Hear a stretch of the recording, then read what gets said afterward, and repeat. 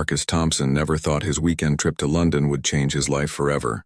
The 28-year-old college student from Ohio had saved money for 2 years to visit England. He wanted to see the famous places he had only read about in books and seen in movies. It was a sunny Saturday morning when Marcus walked through the gates of Buckingham Palace. Hundreds of tourists were already there, taking pictures and waiting to see the famous changing of the guard ceremony. Marcus felt excited as he joined the crowd, his camera ready to capture every moment. The royal guard stood perfectly still at their posts. These were not ordinary soldiers. They were elite members of the Queen's Guard, trained to protect the royal family with their lives. Their red uniforms were spotless, their black hats tall and impressive. Each guard held a rifle and stood like a statue, never moving, never speaking, never showing any emotion. Marcus had heard stories about these guards. People said they never broke character, no matter what happened around them. Tourists would try to make them laugh, wave at them, even shout at them. But the guards remained silent and still, like they were made of stone. As Marcus moved closer to get better pictures, he noticed a group of young men near the front of the crowd. They looked like college students, probably around his age. But unlike the other respectful tourists, these guys were being loud and rude. They were pointing at the guards and making jokes. "Look at these toy soldiers," one of them said loudly. "I bet they're not even real guards. They're probably just actors dressed up for the tourists." His friends laughed. "Yeah, let's see if we can make them move," another one added. Marcus felt uncomfortable watching this. He could see other tourists looking annoyed too. The guards were doing their job, protecting an important place, and these guys were treating it like a joke. The group's leader was a tall guy with messy brown hair and expensive clothes. His name was Jake Morrison, and he came from a wealthy family in New York. Jake was used to getting what he wanted and never facing consequences for his actions. He had come to London with his friends for spring break, and he thought the rules didn't apply to him. "Watch this," Jake told his friends with a mean smile. He pulled out his phone and started recording.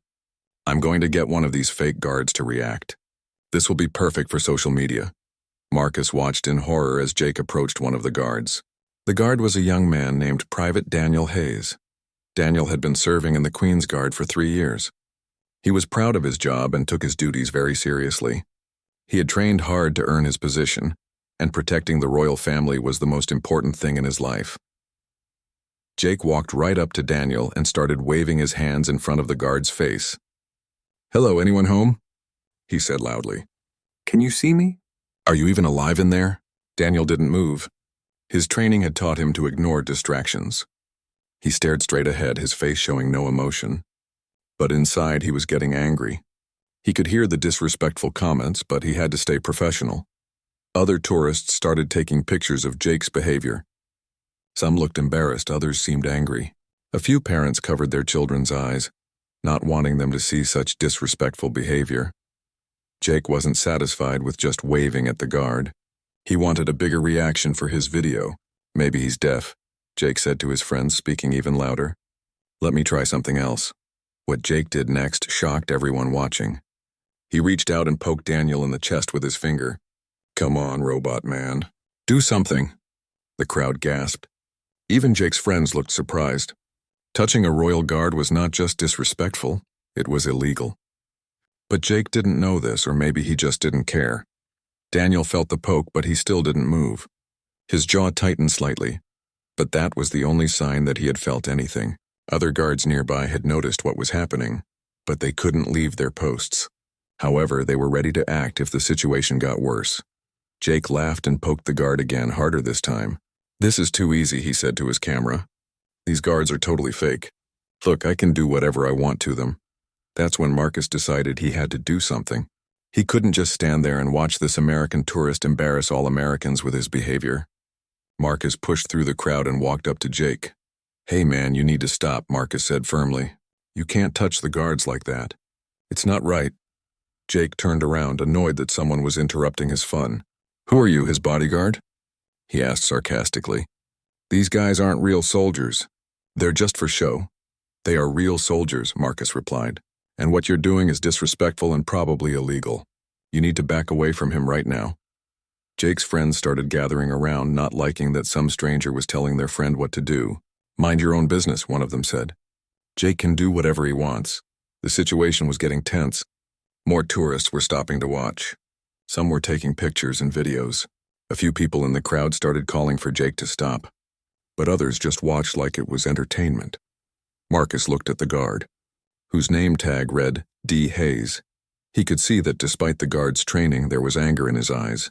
Marcus knew that guards were human beings with feelings, not robots. This young soldier was probably fighting every instinct to defend himself. "Please," Marcus said to Jake, trying to stay calm. "Just stop and walk away. You're making Americans look bad." But Jake was enjoying the attention too much to quit now. His video was getting lots of views as he streamed live on social media. He thought he was being funny and cool. "I'll stop when this fake guard does something," Jake said. "Until then, I'm going to keep testing him." Jake reached out to poke the guard a third time, but this time he was going to poke him in the face. This was the moment when everything changed. This was the moment when Jake Morrison learned that some mistakes have serious consequences. As Jake's finger moved toward Daniel's face, several things happened at once that would turn this silly prank into a life-changing lesson about respect and responsibility. Private Daniel Hayes had reached his breaking point. As Jake's finger approached his face for the third time, Daniel's military training kicked in. In one swift, precise movement, he grabbed Jake's wrist with his free hand while keeping his rifle steady with the other. "Do not touch the Queen's Guard," Daniel shouted in a voice so powerful it echoed across the entire courtyard. His voice was trained to command respect and strike fear into enemies. The sound was like thunder, and everyone within 100 meters stopped what they were doing. Jake's face went white with shock. The fake guard he had been poking was very much real, very much strong, and very much angry. Daniel's grip on Jake's wrist was like a steel trap. Jake tried to pull away, but he couldn't move his hand at all. "You are under arrest for assaulting an officer of the Crown," Daniel continued, his voice still booming. "You will remain exactly where you are until the police arrive." The crowd that had been watching in mixed amusement and horror suddenly realized this was no longer a funny tourist incident. This was a real arrest happening right in front of them. Cameras started flashing from every direction. Videos were being recorded from dozens of phones. Jake's friends, who had been encouraging his behavior just moments before, suddenly backed away. They didn't want to be associated with whatever was happening to Jake. The expensive spring break trip was turning into a nightmare. "Let go of me," Jake shouted, trying to sound tough but failing. His voice cracked with fear. "I'm an American citizen. You can't arrest me for just touching you." Daniel's grip didn't loosen. "You assaulted a member of Her Majesty's Guard while we were performing our duties. This is a serious crime under British law." Within minutes, police officers appeared.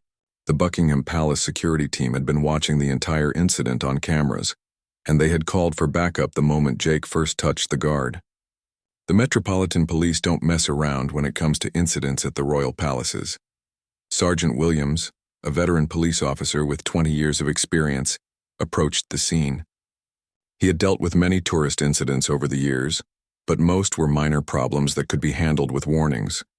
This situation looked more serious. "What's the situation here?" Sergeant Williams asked Daniel. "This individual assaulted me 3 times while I was on duty," Daniel reported, still holding Jake's wrist.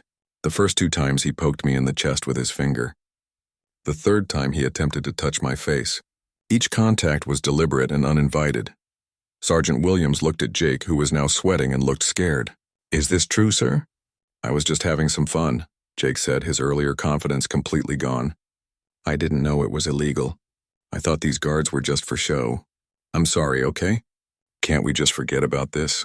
Marcus, who was still standing nearby, felt sorry for Jake despite his rude behavior, but he also knew that actions have consequences.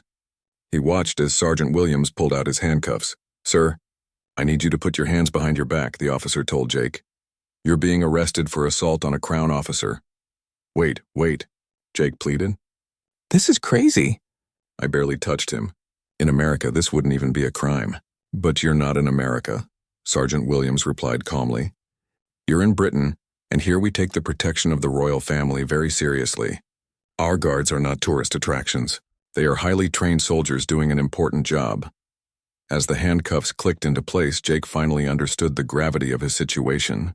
The crowd of tourists watched in stunned silence as he was led away.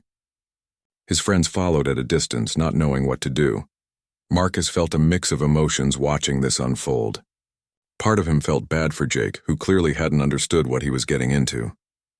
But another part of him felt that Jake had brought this on himself with his disrespectful behavior. After Jake was taken away, Private Daniel returned to his post. But the incident had drawn so much attention that a replacement guard came to take over his position. Daniel needed to give a full statement to the police about what had happened. The crowd slowly began to disperse, but many people continued talking about what they had witnessed. Some tourists from America looked embarrassed, feeling that Jake had made all Americans look bad. Others felt justice had been served. Marcus approached one of the other guards before leaving. "Is Private Hayes going to be okay?" he asked. "I mean, will he get in trouble for grabbing that guy?" The guard, who was allowed to speak briefly since the formal ceremony was over, replied, "He did exactly what he was trained to do. When someone assaults a member of the Queen's Guard, we are authorized to defend ourselves and make arrests." Daniel followed proper procedure. As Marcus walked away from Buckingham Palace, he thought about what he had just witnessed. He had come to London expecting to see historical buildings and take tourist photos. Instead, he had seen a real-life lesson about respect, consequences, and cultural differences. Meanwhile, Jake Morrison was sitting in a police cell, still trying to process what had happened. His expensive clothes were wrinkled, his hands were shaking, and his phone had been taken away as evidence. The video he had been so proud of streaming live was now evidence of his crime. His father, a wealthy businessman in New York, received a phone call from the American Embassy in London. "Mr. Morrison, your son has been arrested at Buckingham Palace. He's been charged with assaulting a royal guard." The conversation that followed was not pleasant. Jake's father had always bailed his son out of trouble before, but this was different. This was an international incident. This was serious. Back in the police station, Jake was beginning to understand that his privileged life in America couldn't protect him from the consequences of his actions in Britain. The police officer processing his case had seen many Americans who thought British laws didn't apply to them. Most learned their lesson the hard way. "When can I go home?" Jake asked the officer. "That depends on several factors," the officer replied. "You'll need to appear before a magistrate. If you're found guilty, you could face fines, community service, or even jail time. And yes, this will go on your permanent record." Jake's world was falling apart.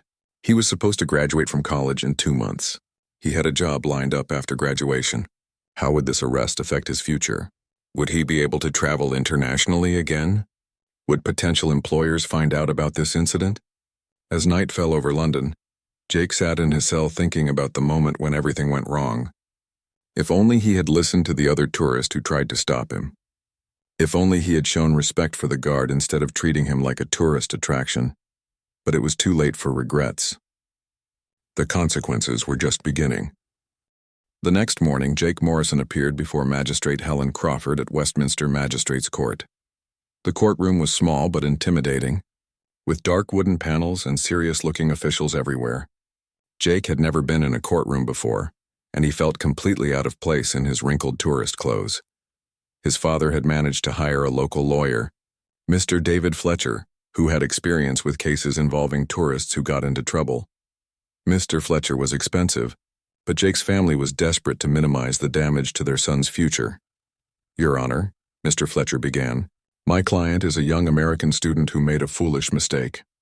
He had no intention of causing harm and was unaware of the seriousness of his actions. He comes from a good family and has no prior criminal record." Magistrate Crawford had heard similar arguments hundreds of times. She looked at Jake sternly over her glasses.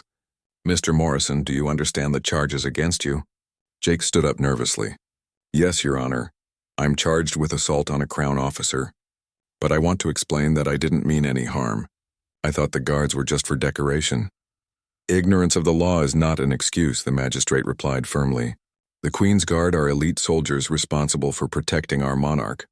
They are not tourist attractions, and they certainly are not decorations, as you put it." The prosecutor, Ms. Sarah Bennett, presented the evidence. She had the video that Jake himself had recorded and streamed live. The footage clearly showed him deliberately touching the guard multiple times after being asked to stop by other tourists. "Your Honor, this was not a momentary lapse in judgment," Ms. Bennett explained. "The defendant had multiple opportunities to stop his inappropriate behavior. He was warned by other tourists, yet he continued and even escalated his actions. This shows a deliberate disregard for British law and customs. Jake's lawyer tried to argue for leniency. Your Honor, my client has learned his lesson. He is deeply remorseful and willing to make amends. He has a bright future ahead of him and has already suffered significantly from this incident. But Magistrate Crawford was not impressed. She had seen too many cases where wealthy tourists thought their money could buy them out of trouble. Mr. Morrison, your behavior was not only illegal but deeply disrespectful. You came to our country as a guest and showed contempt for our traditions and laws. Jake felt his legs getting weak.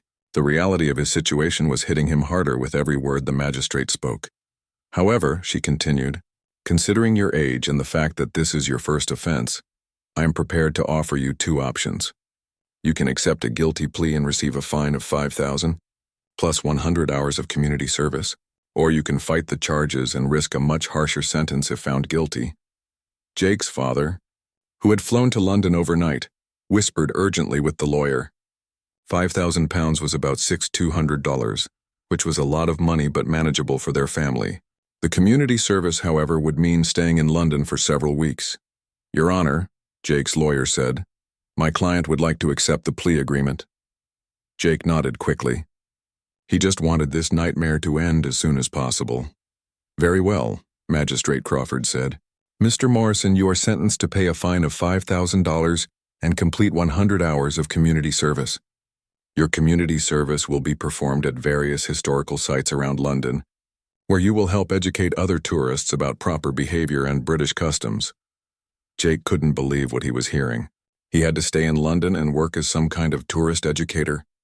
This was getting worse and worse. After the court session, Jake's father was furious.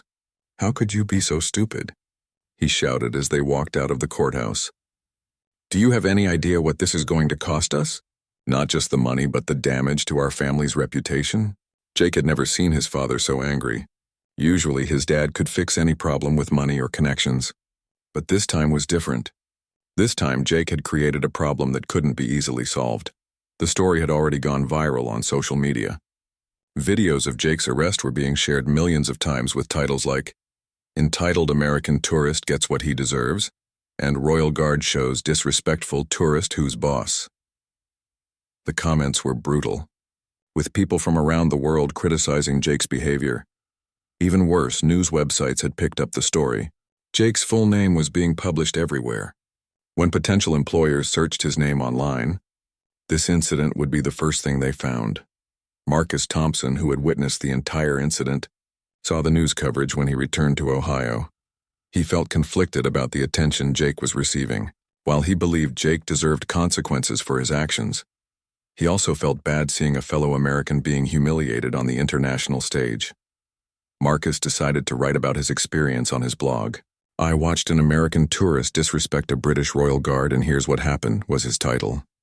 His post went viral too, but for different reasons.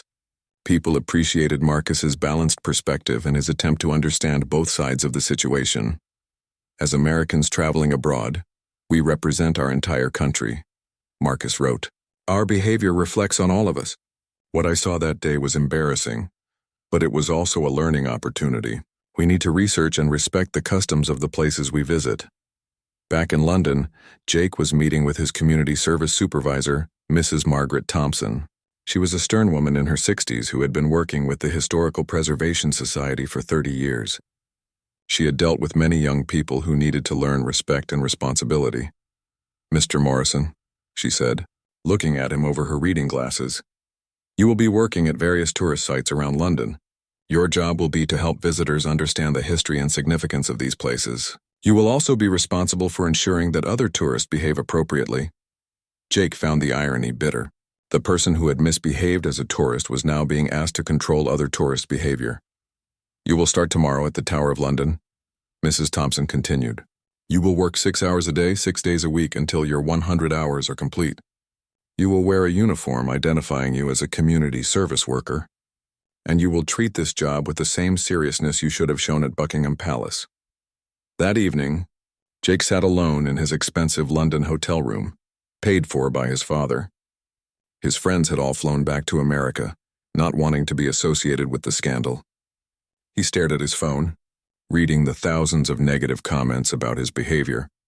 One comment particularly stung. This entitled brat thought he could disrespect one of our finest soldiers and get away with it. The Royal Guard showed him that some things are more important than money and privilege. Another read, I feel sorry for his parents, but this kid needed to learn that actions have consequences. Maybe this experience will make him a better person. Jake realized that these strangers online were right. He had been entitled and disrespectful. He had thought his family's wealth and his American citizenship would protect him from consequences. But he was learning that respect cannot be bought, and dignity cannot be demanded. As he prepared for his first day of community service, Jake wondered if he could somehow turn this humiliating experience into a positive change in his life. The question was whether he was mature enough to learn from his mistakes or if he would just count down the days until he could go home and forget about this entire experience. Jake's first day of community service at the Tower of London was humiliating. He had to wear a bright orange vest that clearly marked him as someone doing court-ordered community service. Tourists stared at him and some even recognized him from the viral videos. Aren't you the guy who got arrested for touching the Royal Guard? Asked a teenager from Australia, holding up his phone to record Jake's reaction. Jake's face turned red. I'd prefer not to talk about that, he mumbled, trying to focus on his assigned task of picking up litter around the grounds. His supervisor for the day was James Wellington, a retired history teacher who volunteered at the Tower of London. James was a kind but firm man who immediately recognized that Jake was struggling with more than just the physical work. You know, son, James said during their lunch break, I've seen the videos of what happened at Buckingham Palace. Want to tell me your side of the story? Jake was surprised by the question. Most people had already made up their minds about him based on the videos. I was stupid, he admitted. I thought I was being funny, but I realize now how disrespectful I was. I just wish I could take it all back. James nodded thoughtfully. The Tower of London has seen many people make mistakes over the centuries. Some learned from them, others didn't. The question is, what kind of person do you want to be? As the days passed, Jake began to learn more about British history and culture. He was assigned to work with different tour guides and educators at various historical sites. Each person he worked with taught him something new about respect, tradition, and the importance of understanding other cultures. At Westminster Abbey, he worked with Sister Catherine, a nun who gave tours to school groups. She taught Jake about the centuries of history contained within the Abbey walls and how every tradition had meaning and purpose. Young man, she said gently, the guards you encountered at Buckingham Palace are part of a tradition that goes back hundreds of years.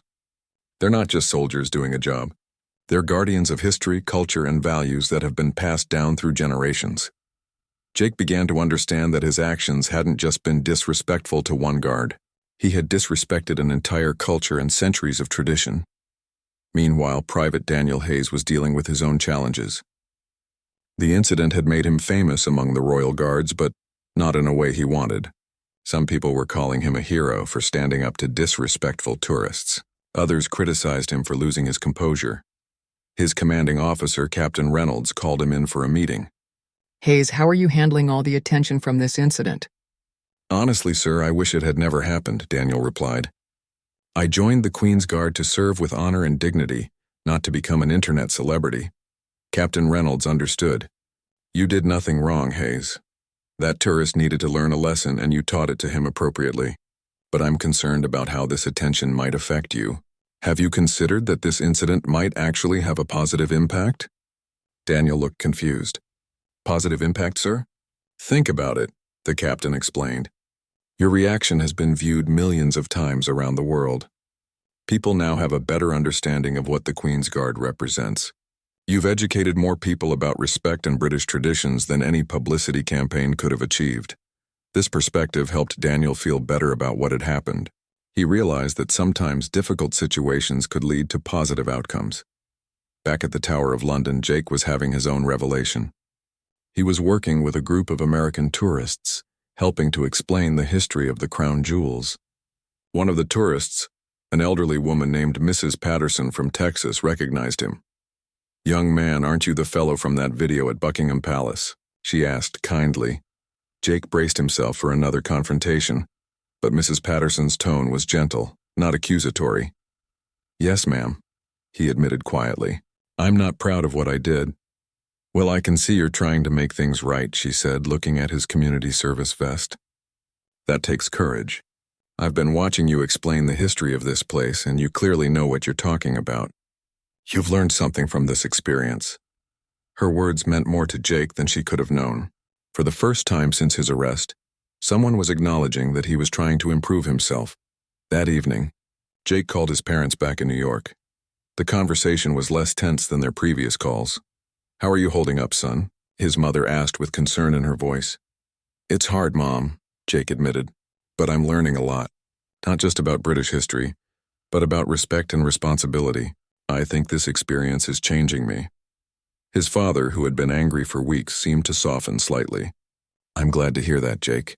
Your mother and I have been worried about you, but also proud that you're taking responsibility for your actions." Jake felt a weight lifting from his shoulders. His family's support meant everything to him. As his community service continued, Jake began to develop genuine friendships with some of the people he worked with. Mrs. Thompson, his stern supervisor, began to see positive changes in his attitude and work ethic. "Mr. Morrison," she said one afternoon, "I have to admit, when you first arrived, I expected you to complain and count down the days until you could leave. But you've surprised me. You've thrown yourself into this work with real dedication." Jake had surprised himself too. He was actually enjoying learning about British history and culture. He had discovered a passion for education and helping others understand the significance of historical sites. One particularly meaningful moment came when Jake was working at the Imperial War Museum. He met a group of veterans who were visiting to honor fallen comrades. One of them, an elderly man named Albert, had served in World War II. "Son, I heard about what happened to you at Buckingham Palace," Albert said. "I want you to know that those guards you encountered are carrying on a proud tradition. They're protecting something bigger than themselves." Albert told Jake stories about the sacrifices soldiers had made throughout British history to protect their country and its traditions. These conversations helped Jake understand the deeper meaning behind the ceremonies and traditions he had once dismissed as mere tourist attractions. By the end of his 4th week of community service, Jake had completed 65 of his required 100 hours, but something unexpected was happening. He didn't want the experience to end. He was learning more about himself and the world than he ever had in college. He made a decision that would surprise everyone who knew him. He was going to do more than just complete his required hours.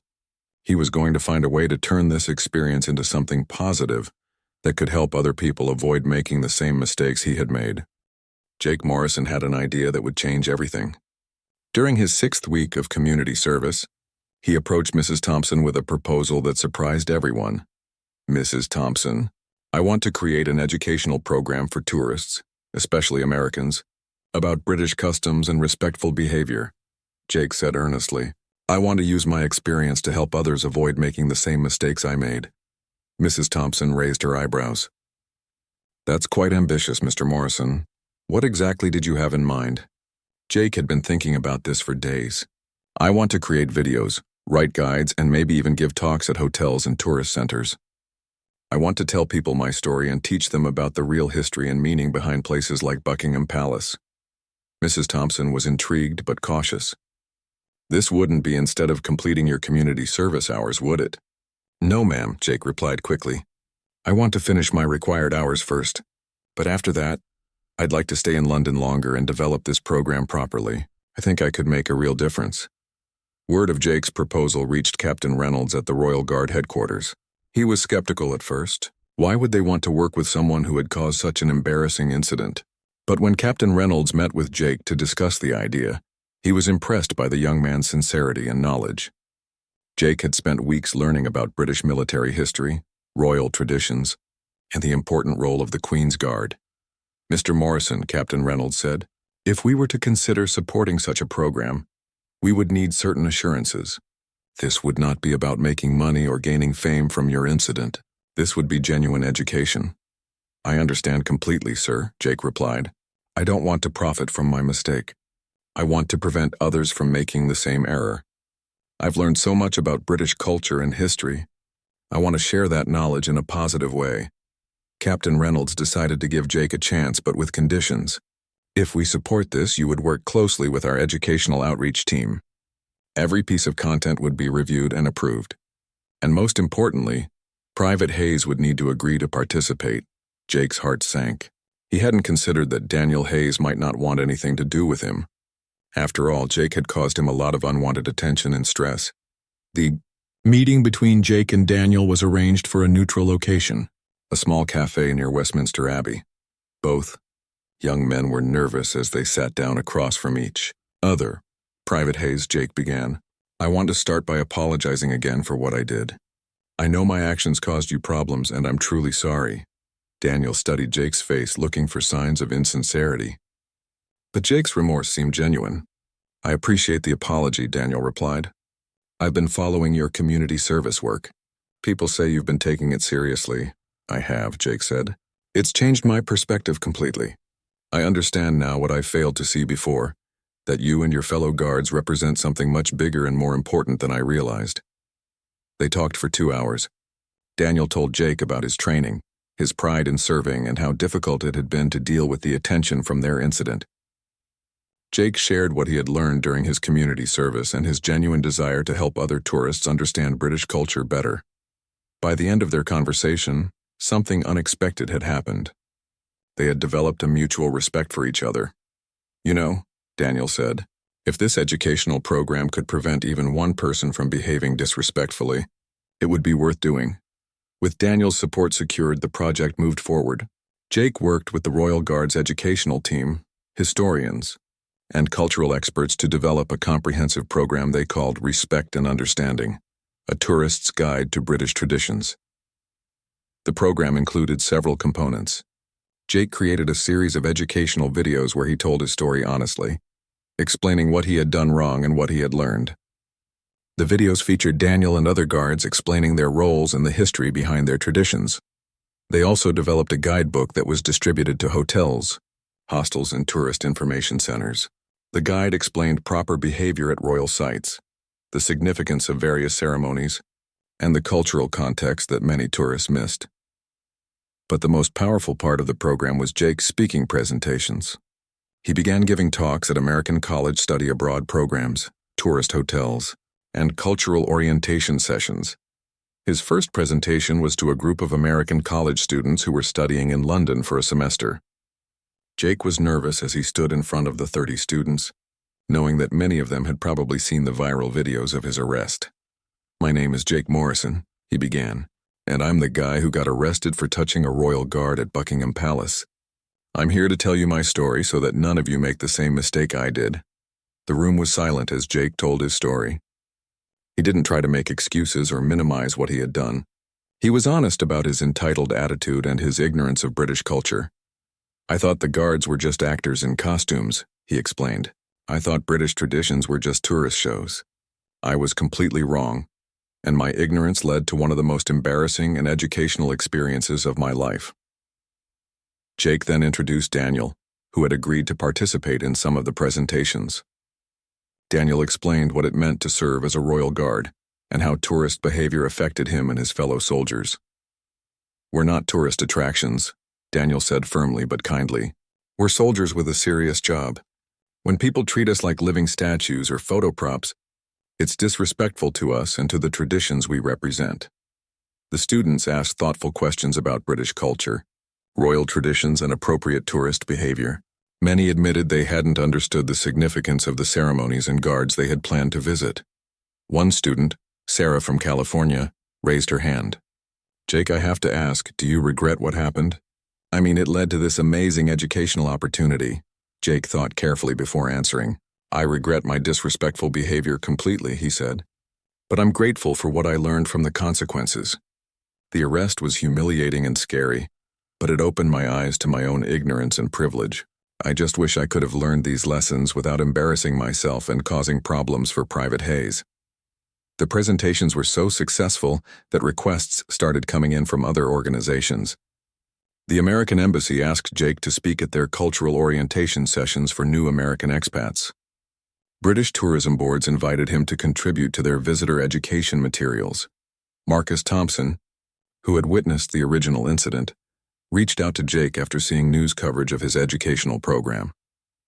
They met for coffee during Marcus's return trip to London, "I have to say, I'm impressed," Marcus told Jake. "When I saw what happened that day at Buckingham Palace, I never imagined it would lead to something this positive." Jake smiled. "I never imagined it either. That day was the worst day of my life, but it was also the beginning of the best change I've ever made." Marcus had started his own blog about respectful travel, partly inspired by witnessing Jake's incident. The two young men decided to collaborate, combining their different perspectives to create even more comprehensive educational content. Meanwhile, the impact of their work was becoming measurable. Tourist behavior incidents at royal sites decreased significantly. Guards reported fewer problems with disrespectful visitors. Hotel concierges noticed that American guests were asking more thoughtful questions about British customs. Jake's college back in Ohio initially considered disciplinary action when news of his arrest reached them. But when they learned about his educational work and the positive impact he was having, they instead offered him credit for an independent study project based on his cultural education program. His professors were amazed by the depth of research and cultural understanding Jake had developed. The young man who had once been ignorant about other cultures was now becoming an expert in cross-cultural communication and respect. Private Daniel Hayes also benefited from the experience. He was promoted to Lance Corporal and was asked to lead the Royal Guard's new tourist education initiative. His calm, professional demeanor and ability to explain military traditions made him an excellent ambassador for the Guards. "This whole experience taught me that education is just as important as protection," Daniel reflected during one of their joint presentations. "If we can help people understand why we do what we do, they're much more likely to be respectful." The friendship that developed between Jake and Daniel surprised everyone, including themselves. They came from completely different backgrounds. Jake from American privilege, Daniel from a working-class British family, but their shared experience had created a bond. As Jake's required 100 hours of community service came to an end, he faced a decision. His father wanted him to return to America, finish college, and put this whole experience behind him. But Jake had found his calling in London. "Dad, I know this isn't what you planned for me," Jake said during a video call home, "but I think I can do more good here. The educational program is really making a difference. I want to expand it and maybe even start a nonprofit organization focused on cultural education for..." 1 year after his arrest at Buckingham Palace, Jake Morrison stood before an audience of 500 people at the International Tourism and Cultural Respect Conference in London. The conference had invited him to give the keynote speech about his transformation from disrespectful tourist to cultural educator. In the audience sat people whose lives had been touched by his story. Private Daniel Hayes, now Lance Corporal Hayes, was there in his dress uniform. Mrs. Thompson sat in the front row, beaming with pride at her former community service worker. Marcus Thompson had flown in from Ohio to hear Jake speak. Even Magistrate Helen Crawford, who had sentenced Jake a year earlier, was in attendance. "A year ago, I was a foolish young man who thought the world revolved around me," Jake began his speech. "I came to London with no understanding of British culture and no respect for traditions I didn't understand. My ignorance and arrogance led to one of the most humiliating experiences of my life, but also to the most important education I've ever received." Jake told the story of his arrest, but he also shared statistics that showed the impact of the educational program he had developed. Tourist behavior incidents at British royal sites had decreased by 40% over the past year. The Respect and Understanding program had been adopted by tourism boards in 12 countries. Over 50,000 tourists had attended his presentations or used his educational materials. "The most important thing I learned," Jake continued, "is that respect cannot be demanded or bought. It must be earned through understanding and humility. When we travel to other countries, we are guests, and good guests take the time to learn about their hosts." After his speech, Jake was approached by representatives from universities, tourism organizations, and cultural institutions around the world. His work had gained international recognition, and opportunities were opening up everywhere.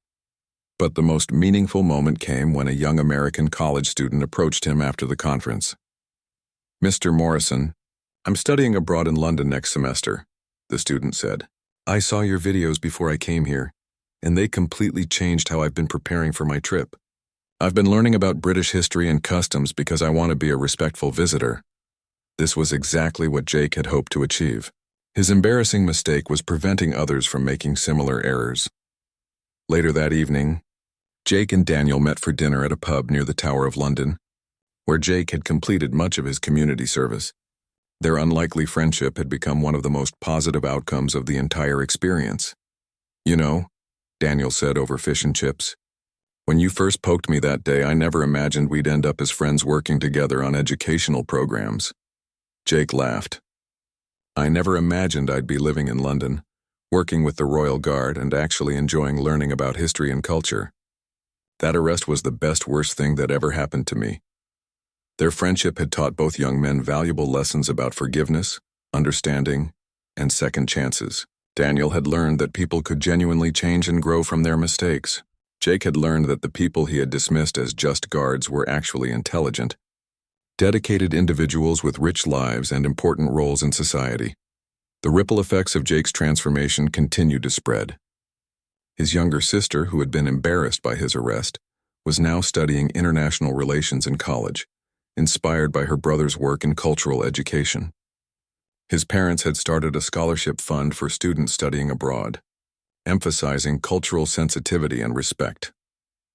Marcus Thompson had turned his blog about the incident into a successful website about respectful travel. He was now working on a book about cultural awareness for American travelers, with a foreword written by Jake. Even Jake's former college friends, who had initially distanced themselves from him after his arrest, began to reconnect. They had watched his transformation with amazement and were inspired to think more carefully about their own behavior when traveling. The viral videos of Jake's arrest were still online, and they still attracted negative comments, but they were now outnumbered by positive videos and articles about his educational work. When people searched for Jake's name, they found a story of redemption and growth alongside the original incident. Jake had also found love in an unexpected place. He had started dating Emma Watson, a British historian who worked at the British Museum. She had initially been skeptical of the disrespectful American tourist, but she was won over by his genuine passion for learning and his commitment to cultural education. "Jake isn't the same person who was arrested at Buckingham Palace," Emma told her friends. "That person was ignorant and entitled. The Jake I know is thoughtful, respectful, and dedicated to making the world a better place." Private Hayes had also found success beyond his military service. He was accepted into a university program to study education, with plans to become a teacher after completing his military service. His experience with Jake had shown him the power of education to change hearts and minds. As Jake's second year in London began, he received an unexpected phone call. It was from Buckingham Palace. The royal family's educational outreach department wanted to meet with him about expanding his program to include official palace tours focused on cultural education. "Mr. Morrison," said Lady Catherine Pemberton, the palace's director of educational programs, "we've been following your work with great interest. We believe your unique perspective could be valuable in helping visitors understand the significance of royal traditions." Jake could hardly believe what he was hearing. The palace where he had been arrested was now inviting him to help develop official educational programs. The meeting took place in a grand room within Buckingham Palace. Jake wore his best suit and tried to calm his nerves as he walked through the same gates where he had been arrested just over a year earlier. Lady Pemberton explained their vision. "We want to create special tours that focus not just on what visitors see, but on why these traditions matter. Your story of transformation from ignorance to understanding could be powerful in helping others make the same journey." Jake accepted the opportunity immediately. Working with the palace represented the ultimate validation of his transformation and the value of his educational work. On the anniversary of his arrest, Jake returned to the exact spot outside Buckingham Palace where everything had changed. This time, he wasn't there as a disrespectful tourist or a community service worker. He was there as an educator and advocate for cultural understanding. A group of American tourists recognized him from his educational videos. Instead of taking pictures to mock him, they asked for his autograph and thanked him for helping them understand British culture better. As Jake stood there, reflecting on his incredible journey, he realized that sometimes our worst moments can become the foundation for our best work. His moment of ignorance and disrespect had led to a life of education and cultural bridge building. The Young man who had once thought royal guards were fake soldiers was now working with those same guards to promote understanding and respect between cultures. The entitled tourist who had dismissed British traditions as tourist shows was now helping thousands of visitors appreciate the deep history and meaning behind those traditions. Jake Morrison had learned the hard way that our actions have consequences, but he had also learned that with humility, hard work, and genuine desire to change, those consequences can be transformed into opportunities for growth and positive impact. As the sun set over London, Jake walked back toward his flat, thinking about the presentation he would give the next day to a group of American high school students visiting London. He had a story to tell them about respect, redemption, and the power of learning from our mistakes. His phone buzzed with a text from Daniel. "Great article about the program in today's newspaper. Proud to work with you, mate," Jake smiled. A year ago, he had been a viral sensation for all the wrong reasons. Now he was making headlines for all the right ones. Sometimes the best stories are about second chances and the courage to change.